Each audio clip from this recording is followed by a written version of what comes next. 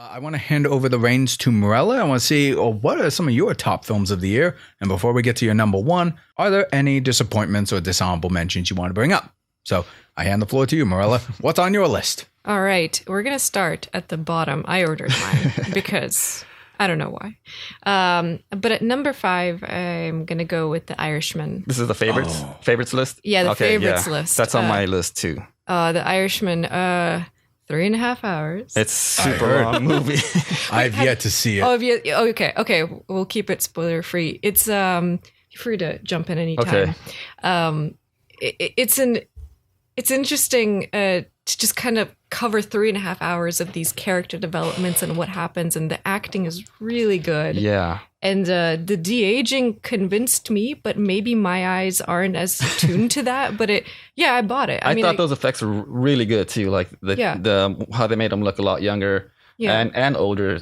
That's right. They aged them up too. Yeah. It was just great how I think we spoke about this earlier. How they were how they sort of told time through their age and through their style of the clothes that they wore, instead of having like subtitles saying, okay, now we're in this year.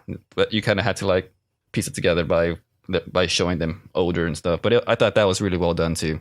Yeah, it was really well edited and like cut really well. My only kind of thing about it is I think the ending could have been tied together a little bit better. Yeah, especially I agree. That's what I heard. And I'm only saying that because it's 3.5 hours long. You cannot, get your ending wrong at 3.5 hours. Yeah. You have content. Yeah, no, that sounds pretty intense. It was really enjoyable. I really enjoyed the acting on it. It was really great to see those big, great actors on it. I loved watching Joe Pesci again. I know. He was so good in it. Like, oh man. Yeah. Just all of them together on screen. Yeah. Yeah, and the lighting was excellent, and the props were excellent, and the staging was great. Hopefully you didn't watch this on your phone. No, I watched it on a big screen. I wanted to go watch it in the theaters, but I couldn't find anywhere that was playing it. And also, I don't know if I want to sit for 3.5 hours in the theater. So. Oh, it's tough. Yeah. Let's just put it that way. But I do. That's another one. I also, as long as it is, I wouldn't mind rewatching it because it was just really well made for sure. Yeah, I would recommend watching it even from just a filmmaker's standpoint to just see the craftsmanship filmmaking. Yeah, for sure. I think definitely during this holiday season, I'm going to try to check it out because I know my mom, she's really into like the whole original gangster films. Yeah. Oh, she'll like that one. Yeah, you'll like it. So we'll probably check it out. Yeah. And it's kind of funny. You were mentioning about the de-aging thing.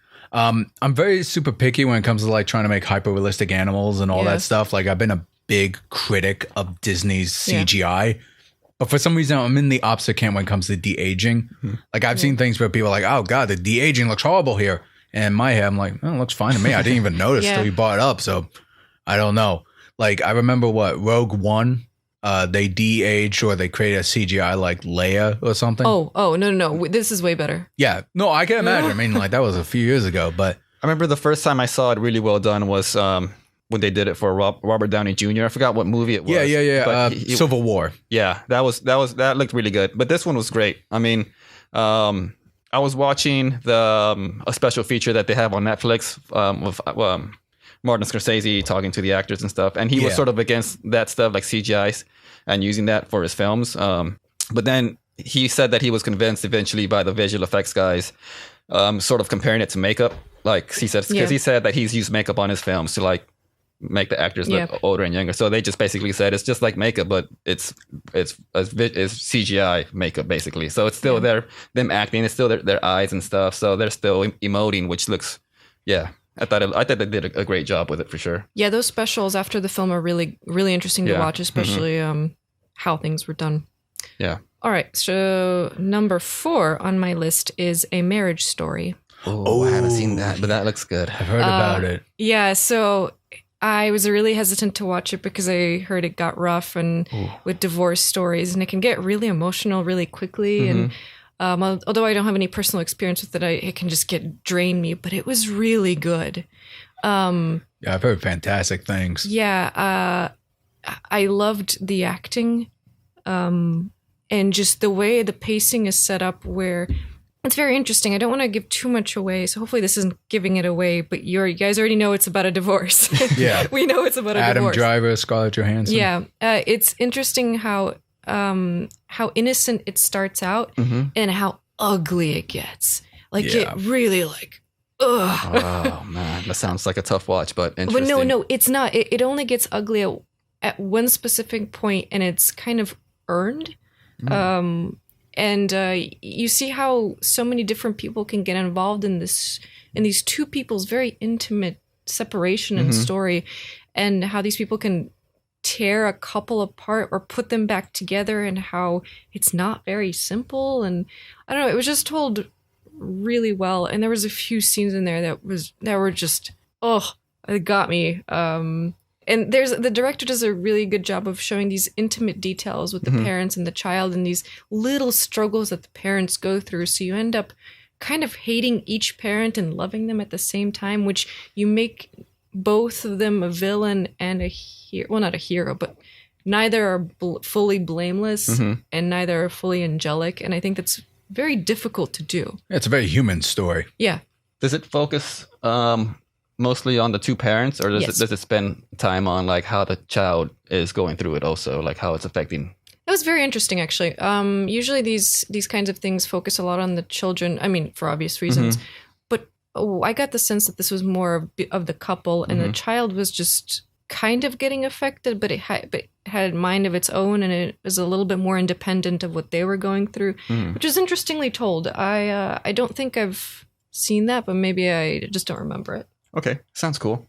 I want to check it out. All right, so number 3, I have Klaus. Aw. Yeah. Nice. I'm glad it's on your list. It is on my list, yeah.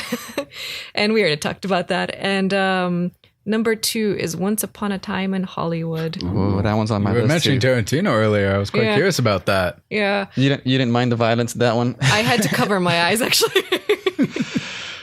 That movie was excellently shot. I loved all of the acting, and I loved how long format it was. For some reason, this one, I enjoyed the long format. Oh yeah. I enjoyed it also, but I thought there was a few stuff that could have been cut out.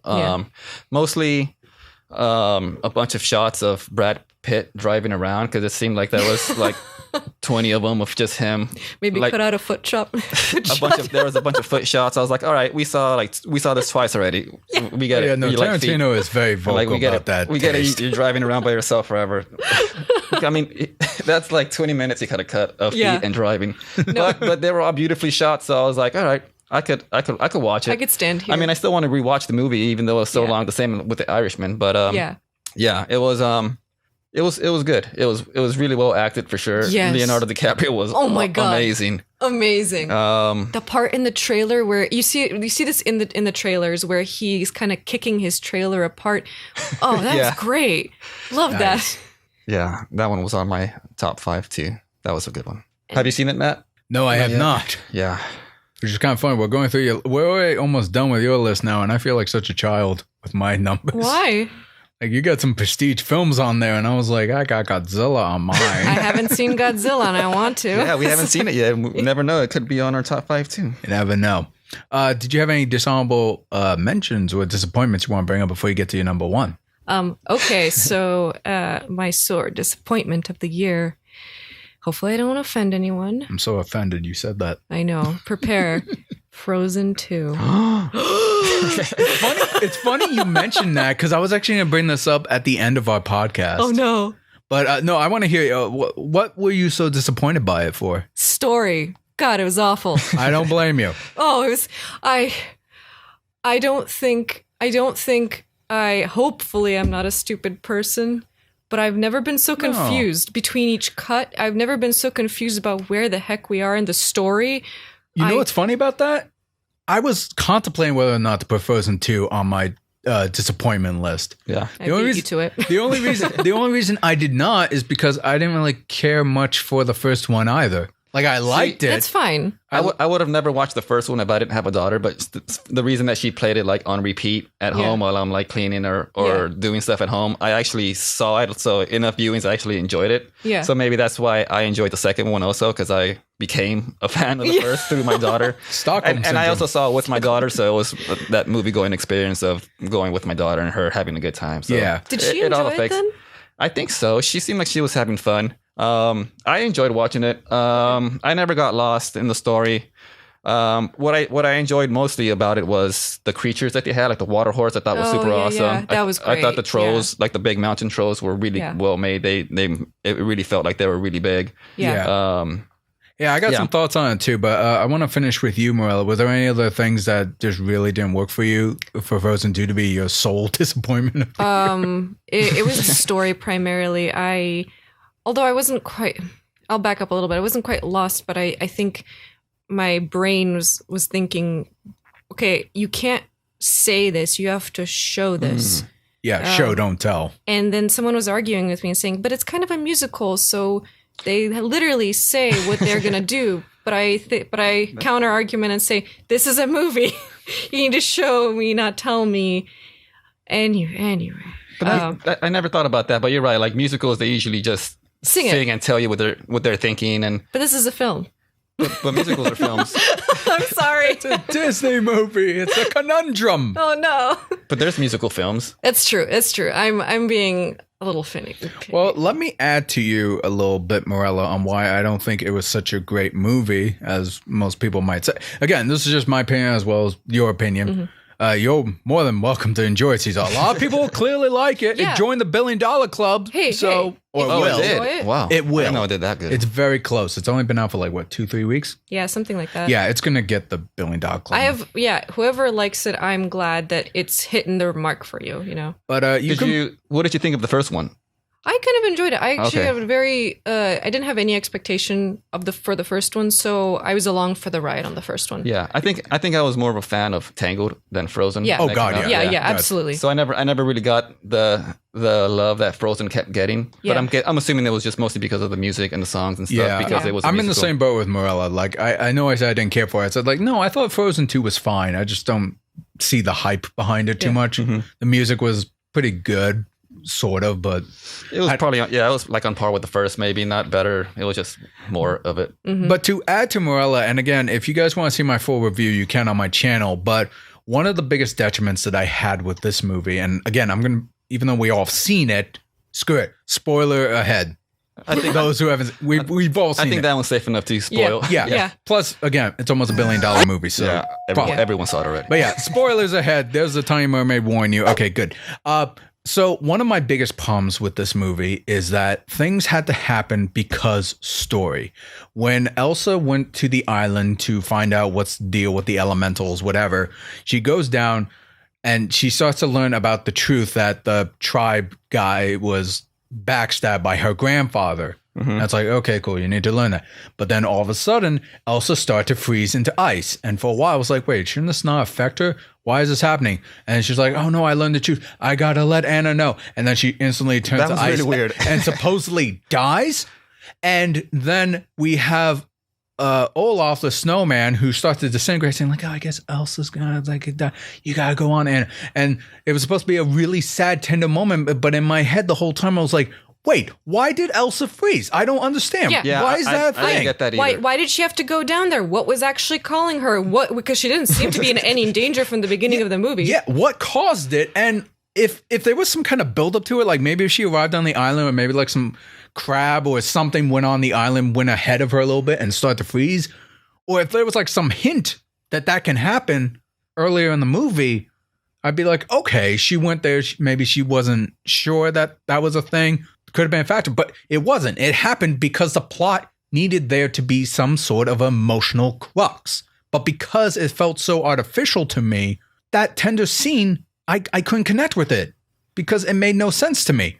Yeah, that part was really weird. I have no idea why that happened. And that's what killed the movie for me. It's like because it made me realize overall every plot like idea, like the creatures and all that, like they're cool, they're cute ideas.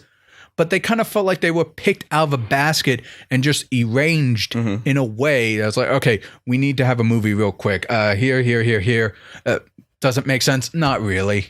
And also the fact I mentioned in my review, the salamander is pretty much a rip of Pascal from Tangled. Like it had the same sound effects and almost the same look. And I don't know. Like I agree with you, Mirella. I could write a paper on this movie, like a 5-page paper of hate.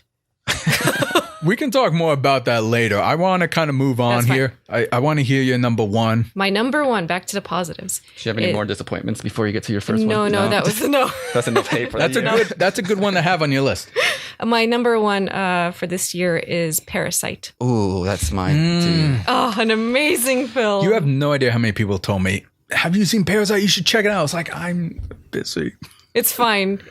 But I think I really enjoyed it. What about you, Caesar? I think that might be, I have a list of my top 5. That might be my first, my number one movie of the year. And all the other ones are just like out of order. Like I don't really have an order for the rest. But yeah, I would say that one's probably the standout for me too. Everything was like, the acting was super good. Just, I'm pretty much gonna, the blocking, the shots, the way that they establish upstairs and downstairs. You could just pick this movie apart and it's flawless, or at least in my opinion. Someone could say there's lots of flaws, but whatever. I'm sure if someone's looking, they could find some. But I was just enjoying the movie. I thought it was really good. The story was great. I don't think you guys are alone in this at all. Like even some film pundits that I watch, they talk about how great it is. Yeah. And I've been meaning to check it out. And I kind of feel dumb too, talking about my juvenile list. When I first heard the word Parasite, I thought you guys were talking about like the Japanese live action adaptation of the manga Parasite. And your knowledge is deep is what I say to that. It's not deep. It's not deep at all. I just saw a trailer for it one time on Facebook and I was like, oh, the guy's hand's turning into a goo monster. Is that what you're talking about? The movie? Sure. Like, yeah. No, we're talking about the Korean film about like, what was it? A poor family. Infiltrating the rich family. Yeah. Yeah. It's like they get hired on, but then they start to like plan like how to like take from them. And it's a really compelling story from what I've heard. And I really want to check it out as soon as I can. But that's your number one. Yeah, that is my number one. I don't blame you. Based off of the people I've heard, filmmakers and all that, that's definitely in the top 5 films of the year. Yeah. I would. Yeah, you should check that one out, Matt. I'd be interested to check out a review if you ever do one of that. Because I hope we're not going to hype it up too much for you. Well, a lot of people already hyped it up. It's pretty hyped already. Yeah, it's really hyped. It's very hyped.